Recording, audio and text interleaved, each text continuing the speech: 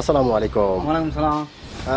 ভাইজান একটু কথা বলা যাবে? হ্যাঁ হ্যাঁ বলেন। ধন্যবাদ আপনাকে কথা বলার সুযোগ করে দেওয়ার জন্য ধন্যবাদ। তো ভাইজান আপনার কাছ থেকে একটি বিষয় জানতে চাচ্ছি, সেটা হলো যে 13 তারিখে আওয়ামী লীগের পক্ষ থেকে সারা বাংলাদেশে শাটডাউন ঘোষণা করা হয়েছে এবং সেই একই দিনে আন্তর্জাতিক ট্রাইব্যুনাল থেকে শেখ হাসিনার মামলার রায় ঘোষণা করার দিন রয়েছে।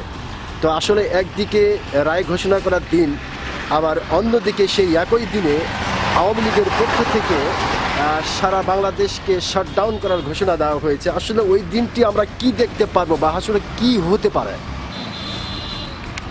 এটা আমরা কেমন বলবো, কী হবে এটা বলা যাবে? এটা তো যারা উপর মহলে কোর্ট কাছারি থাকে, হাকিম থাকে বা সরকার পক্ষ জানবে কী করবো, সরকার পক্ষ বুঝবে কী করবো। দেশ চলে যারা ক্ষমতা থাকে তাদের ইশারা। সাধারণ মানুষের চাওয়া পাওয়া কোনো দামি নেই। আচ্ছা সাধারণ মানুষের চাওয়া পাওয়া কোনো দামি নেই। ওকে, আপনি একজন সাধারণ মানুষ হিসাবে আপনার কাছ থেকে জানতে চাচ্ছি যে আসলে কি হতে পারে বা আমরা কি দেখতে পারবো?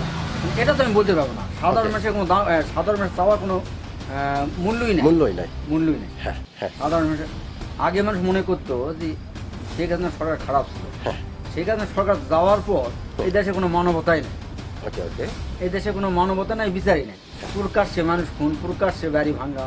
হ্যাঁ, তাহলে লাভ হলে কি? হ্যাঁ, প্রকাশ্যে লুট হচ্ছে, লাভ হলে কি? কোনো লাভ নেই। মানুষের কোনো চাওয়া বা মানুষের কোনো ধারণা করাই নেই। অসংখ্য ধন্যবাদ আপনাকে। বেশ কয়েকটি গুরুত্বপূর্ণ কথা আপনি বলেছেন।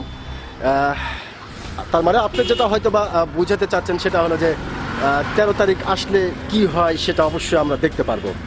অবশ্যই বলা যাচ্ছে না এবং সেটা তো আমরা দেখতেই পারবো। এবং আপনি বলেছেন যে শেখ হাসিনার সরকারই ভালো ছিল, কারণ আগে এতটা হয়তো আপনি যেটা বোঝাতে চাইলেন যে শেখ হাসিনা যাবার পরে সব কিছু বেড়ে গেছে, খুন হত্যা এরপরে যে বিষয়গুলো আপনি তুলে ধরলেন। তো ধন্যবাদ আপনাকে।